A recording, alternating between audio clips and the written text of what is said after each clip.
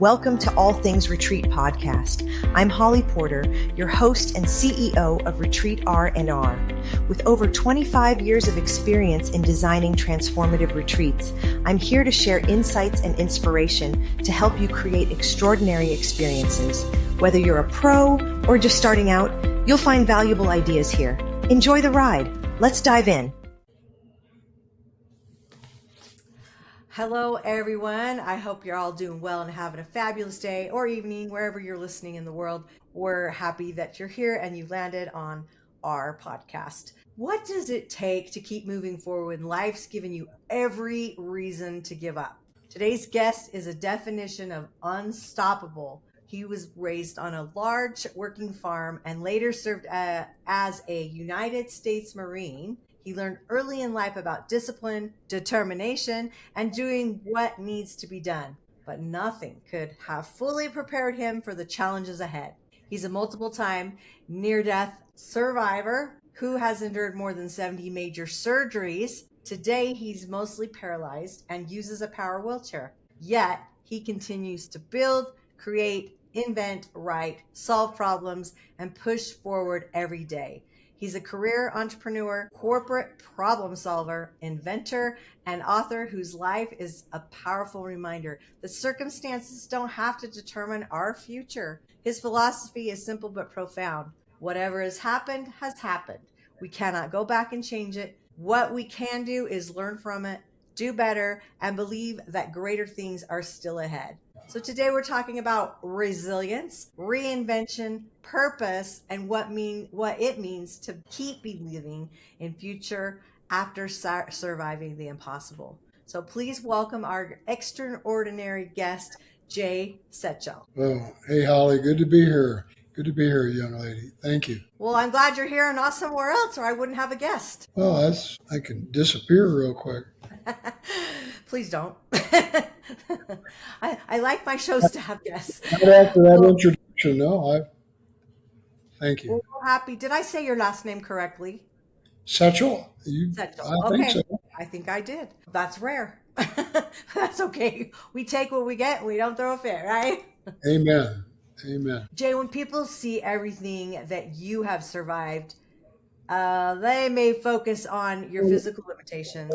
But before we talk about what happened to you, who do you want people to understand who you are? I believe anything's possible, and you can achieve it. You just have to believe it, have the faith you can do it, and move towards it. Yeah, I so agree. Well, thank you for your service, first of all, but what led you to join the United States Marine Corps? My cousin Bob was 7 years older than I was. He was kind of like my childhood hero, and he served from 60 to 64, and he told me not to join it. So you did. And I wanted to go in the Marine Corps anyhow, because, that was where it was the toughest branch. And after Bob told me, Jay, whatever you do, don't go in the Marine Corps.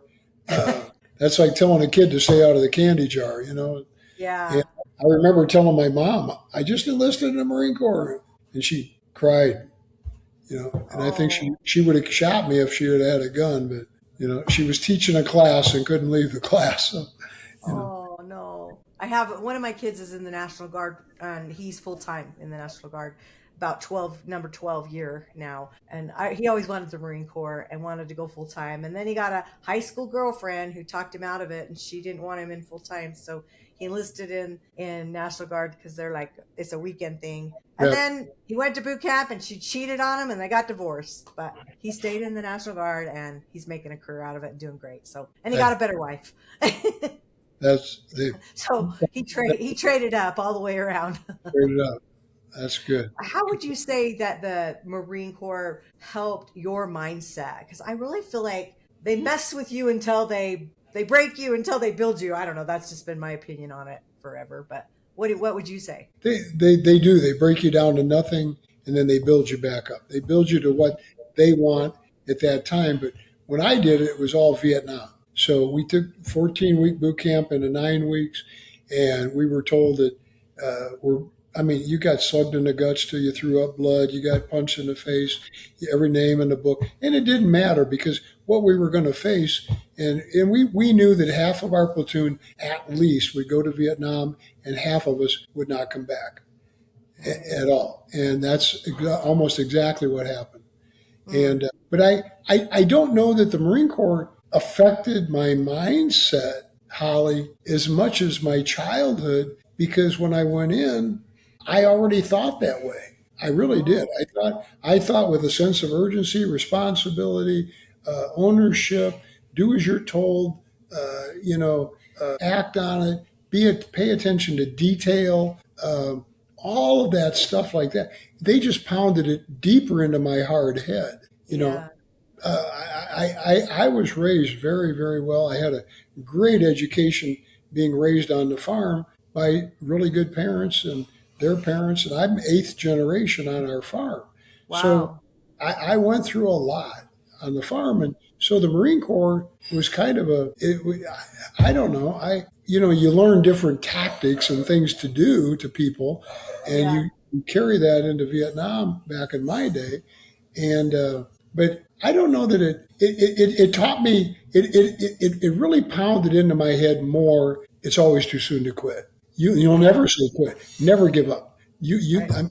There is no well, our saying is semper fi, do or die. Yeah. So Yeah. you do it or you die.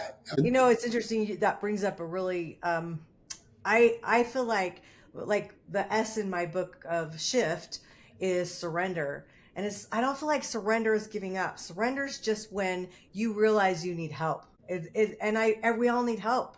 Like you said, you're looking there. Rotary International, and I've said this before on the show, their motto, I feel like, is flawed. It was created in 1917, I think, 1914. So it's old. And it was created by a bunch of old men, I'm sure. No offense to anybody, but I'm just saying it was service above self. And if you think about that, you can't have service above yourself. I mean, you have to take care of yourself. You can't pour from an empty cup. You've got to serve others with at least a half to full cup, right? Yeah. Well, it's like, I mean, the Marine Corps, I learned or was reinforced what I was raised with, and that's the world is a lot bigger than you are. Yeah, Other people, if you pay attention to other people and work for them, I believe that the more people you help, the better person you become. And 100%. I believe that with all my heart. And I don't, and the word you use, surrender, I will never give up, but I do know to use that word surrender, like you said, Yeah. there are times when you say, this isn't going right. I'm not going there. I'm going to move it over here. I'll Hmm. pivot. Yeah. If that's surrender, okay, I surrender, but I'm not quitting. Yeah, So, right. And I don't believe, yeah, quitting is not part of surrender as far as I'm concerned either. So I agree with you. yeah, But I'm all about service. Like my whole every career decision path that I've ever been on is always has service aspect in it. And the philanthropy I do, it's always there. And I've learned over the years that if I'm not filling my own cup, it's really hard to keep giving when it's empty. And so I right. think service starts with you first. And that doesn't mean being self-serve. That doesn't mean making it all about you, but you do have to take care of yourself at some level. So I think there's a balance in there somewhere. Well, a lot of it's a mental balance Yeah. because am I okay? Am I thinking right? Do I have the right goals or thoughts before I help Holly do this? Or am I leading her in the right way correctly, and Yeah. or am I helping her in Yeah. any way, shape, or form in it the best I can do? And Yeah. I need to get my mindset to it's kind of like you mentioned something before about the military too, and and you've heard of a thing called a battle plan. Okay, Hmm. the battle plan's good, but when the battle starts, you take the plan and throw it out the window, Yeah. and you got to remember that. And it's kind of like life. But get your head screwed on straight, and if you know you're set there, and the word mindset that you already said, and I've said, is it used to be when I was younger was attitude. Because you may remember too, it was like you probably heard the comment about some guy or a woman. They need to get an attitude adjustment, or I'll Yeah. straighten them out. Okay, that's it. And so, but attitude kind of gave way to mindset, and I don't know why, because I still say, "Hey, what's your problem with your attitude?" You know. Yeah. So Well, that's because that's how we learned. I mean, that's what we knew. But yeah, okay, I'm going to shift gears. or So listeners, a lot of my listeners that have listened for a while know that I had a near death experience, bunch of out of body spiritual experience, and I know you had several of those too. Of course, this show's not about near death experiences, so they can probably go on YouTube and put your name in there and find some other ones more about that. But I'm just curious around that. Since you had multiple near death experiences, can you take us back to maybe an experience that changed your life most profoundly? the third time I died, the third time was from a broke. I was married 3 weeks the day that it happened. I was 31 and a half. 4th of July, 1981. I jumped in a swimming pool feet first in 3.5 feet of water. Broke my neck at 4 places and drowned and was paralyzed from the shoulders down. Never supposed to move again. Yeah. Wow. That's pretty How did profound. how did that change you? It gave me more faith and it gave me a harder work ethic. I already had a obsessively crazy, hard 22-hour a day work ethic, but it gave me more of a mental work ethic because it's like right now, being mostly paralyzed, my right arm works, it flops, but I can't use it for anything really. But Right. and my writing on my left hand, my wrist is fused, my fingers have been all broken and stuff, and knuckles and every blah blah blah. And but I've just had to learn to adapt. I mean, you've got to learn to do things differently, Yeah. and but yet continue to push forward. And this is the smart part. This is what you need. And somebody asked me, they said, "Well, you can't operate on that alone." And I said, "Well, you ever heard of a guy named Stephen Hawking's? Okay, he couldn't move anything for years, and Yeah. was one of the most brilliant men that probably ever lived. And yet, at the same time, and so my other comment was, okay, if I take you from the head up or from your neck up, and you Yeah. don't have anything, you can't even think at about anything, but you're fine from here down. What are you going to do? Because Yeah. now your body's useless without your mind. Right. So it's in your head. It's in your head. Everything's mental. You Hmm. can getting back to the word mindset, attitude, grit, determination, Yeah. perseverance, uh, Absolutely. commitment. It doesn't matter. Discipline. Yeah. I think it all decide. It all starts with one word: decision. You decide you're going to have a different way, and that's the first part of making it the change. Well, we are in my book. I say we are all a choice. We are all a product. I'm sorry. We're all a product of the choices we've had and the decisions we've made. Hmm. Because you can choose in the morning you want iced tea or coffee, for example. Yeah. Yeah. Okay. Well, whatever you choose, that's your decision. Yeah. So if you go down the road and you come to a Y, you have to make a decision, and that's it. And it can be, and even if it's a bad decision, it can be a good one. And I heard of something here recently, Holly. I would like to just throw out real quick. And it's like Yeah. people said, I heard this another. I'm an old man, but I heard it from an older man, and he said, you know what? There's never a bad hand in the cards. It's how you play them, because you can have a great hand of cards and get beat by somebody with a terrible hand. It's how Yes. it's how you play the game. Yeah. It's so true, and you're right. And the decisions you make in the game that definitely have the outcome. Yeah, So let's talk about resilience for a moment, because obviously you have a lot of grit, you have a lot of resilience. But do you think it's something that you're born with, or do you think it's a strength that we develop through adversity? I I I believe certain people have that opportunity to be born with a little bit of it in their DNA, which gives them a heck of a head start. But Yeah. it's definitely born through doing all the things that you're uncomfortable with, that are hard, that are painful, that are difficult, that nobody else wants to do, and you keep doing it, no matter whether it's 40 below zero and I'm 4.5 years old feeding a calf, or it's 100 degrees and I'm feeding a calf. It doesn't matter. When I'm 4.5 and 5, I was already doing that. So it doesn't Yeah. matter. It's putting up with whatever is there and moving forward and having the faith, the belief, and the vision that you can see ahead. And to use another analogy, and it's not an analogy, it's a fact, but when you know what the parallel bars are when you're going through rehab, right? You know the two Oh yeah. bars. Oh yeah. Okay, parallel bars. Been there, done that. Okay, and I yeah, yeah, I've done it too. And the tough thing is that what I saw, most people that use the parallel bars, they had to use a ace bandage on my right hand to hold it to the bar because it's paralyzed, and my left one was working pretty good. And they follow you with a wheelchair in case you fall down backwards, and somebody's in front of you and they've got a gait belt on, right? Okay, Right. you remember that. Okay, so when everybody I saw always looked here. They looked here. They were worried about this. I never did that. I looked at Uh, the end of the bar, and that's my goal. I yeah. never looked at my feet. I never looked at my hands.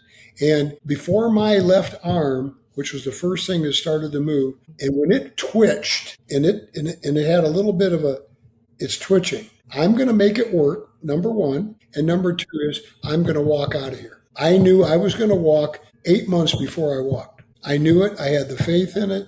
I believed in it. And there's a difference. Some people say, I hope I can walk. Yeah. Well, there's a big difference between hope Right. and believing and having the faith that I believe with all my heart, because you can see it, you can feel it, you can taste it. Yes. Yes. And that's what I had. I knew I'd walk months before I ever. Yeah. So it's funny you just said. So SHIFT stands for, in my book, from my near-death experience, surrender, hope, intuition, faith, and transformation. You said like three of them in that one paragraph. So there you go, in alignment, right? We must be shifting together or something. That's right. It's all about the shift. Well, when you decided to do your book, when did you decide, like where was that moment for you and like, all right, it's time to tell my story and I'm going to write a book. Like, Well, I've been told to write a book for 50 some years, 55 years. And it's just not me. I'm not a writer. I'm the kid that when he went to school in English class, every book every book report I started, or everything started out with once upon a time. I never knew it started out with the end. cow, look at the cow jump over the moon. I didn't know you could do that. And so, but I just didn't believe that I had a story to tell. And I had a gentleman come from an institute called the Pacific Institute, and I had worked with a man that started the Pacific Institute named Lou Tice back in 1976. And it was kind of a thing about mindset, but that wasn't what it was called. It was attitude at the time.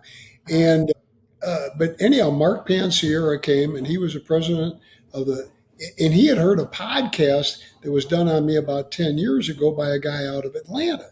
And I didn't even know it existed. I'd never heard it.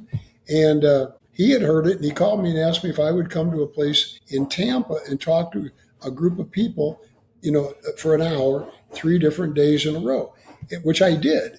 And so he called me two years ago, like in June, and said, I'd like to come to your part of the state of Texas. I'm going to be in San Antonio. I'd like to come visit you, and I'd like to do an interview on LinkedIn. And when he got here, my wife and I met him at a place for supper the night that they showed up, and then he spent the night and they came out the next day. And when I was moving from my wheelchair, trying to get in a seat, which I usually never do, he said, he watched me in pain. He watched the hurt and everything I went through to do it, because I would like to sit in a regular chair once in a while. Sure. And I never do anymore at all. And but he said to me, he said, do you ever feel sorry for yourself at all?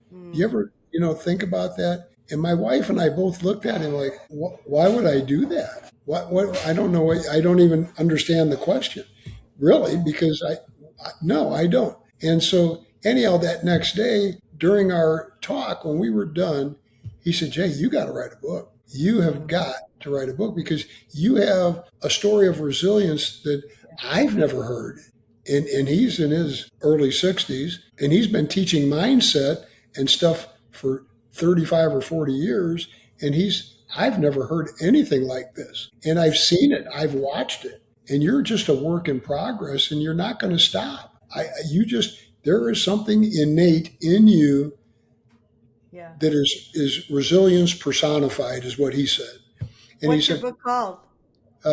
the strength within you, it's always too soon to quit. I like that. Strength And within you, do because you have you have a strength within you, Holly. Everybody listening to you, all your audience has a strength within them. Is it their DNA? Is it their upbringing? Is it their church? Is it faith? Is it their mom, their dad?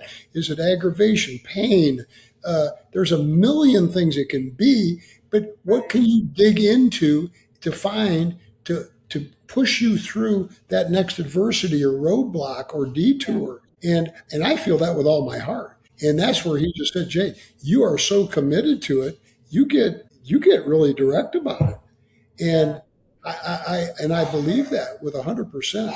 And the book really, Holly, is a little bit about my medical stuff, and but it talks about when we talked about the medical. I think I said, "Gosh darn, I lost where I was at." But we were talking about the book. Okay. It talks about some of the medical things and issues, but it's more about what does it take to help you move through the problem. I don't, when I interview corporately, or when I've hired people over the years, or when I talk to somebody, I don't really, it's great that they got this award. It's great that they did that. It's great they won the Super Bowl. It's great. But what did they have to do to make it through it? What did they have to do to get through that? And what did they learn from it? And how can they take it into the future to overcome other adversities, like I was starting to say, or roadblocks and detours, because they're going to run into them at some point. And so that's really what the book is about. And then I've got, it's like my website, which, as I mentioned prior to the podcast, I didn't know they didn't have it turned on, so to speak. And so it'll be up and going, but it's kind of takes after me, and it's called neverquittrying.com. So, and there's a little link on there to me. And I know that it worked a while because I got some emails from people and stuff. And I got an email I'd like to share with you if you highlighted some things. And what I'm trying to tell you, Mr. Setchell, is I'm 88 years old, 88 and a half. My husband died 5 years ago, and I don't care if I live to be 89 or 90. I do not care. I read your book, and I read all those passages so many times that now I do care, and I'm planning my 95th birthday. Oh, why not our 100th? Well, it gave me a tear. I'm thinking if that changes that lady's life that much at that age, to renew it, we can all be renewed. Take that lesson as readers of people's books and give them those compliments. Whatever thoughts we're having about it, especially if they're positive, figure out a way to let that author know. Send them an email, send them something, because look how it touched you, but because it touched them. And when I wrote my book, it was like, I'm just telling it to one person and it changes something about the trajectory of their life. It's worth it to me to share, and I think that we need to take that as a lesson and all do that and push forward. But I'm going to put all of your information in our show notes so that our listeners can find you, get a hold of you, reach out to you. And there's so much wisdom here. I wish we had 2 hours, but we don't. And I think you shared so many words of wisdom. So I appreciate you coming. And if I may, I'd like to just kind of sum my comments up with a comment that no matter what lies behind us, all the matters that lie behind us and all the matters that lie ahead of us are very small compared to what lies within us. And we have so much within us to do, and we've learned from what we've done, so why not keep moving forward? But it's within us. So, but so true. Some good words. So keep moving forward, keep the grit, be resilient, and learn from Jay. All right, everyone. We will see you next time on the show. Come back and visit often. See you later. Bye for now. Thanks for joining us on this episode of All Things Retreat.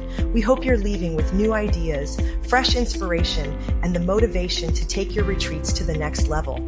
Don't forget to subscribe and leave us a review. It helps us grow and reach more retreat leaders like you. And if you have any questions, topics you'd like us to cover, or just want to say hello, send us an email at info@weretreatrnr.com. Follow us on social media to stay connected and catch all the latest updates. Until next time, remember, great retreats start with great intentions. Let's make them extraordinary, one step at a time. Thinking about hosting a retreat? Before you dive in, let's make sure you're really ready. Grab your free Are You Retreat Ready checklist and find out if you've got everything in place, from your purpose and pricing to your audience and agenda. Don't guess, get clear. This quick checklist will show you exactly where you stand and what you need to make your retreat a success. Click the link below in the show notes to grab your gift and take the first step toward hosting with confidence.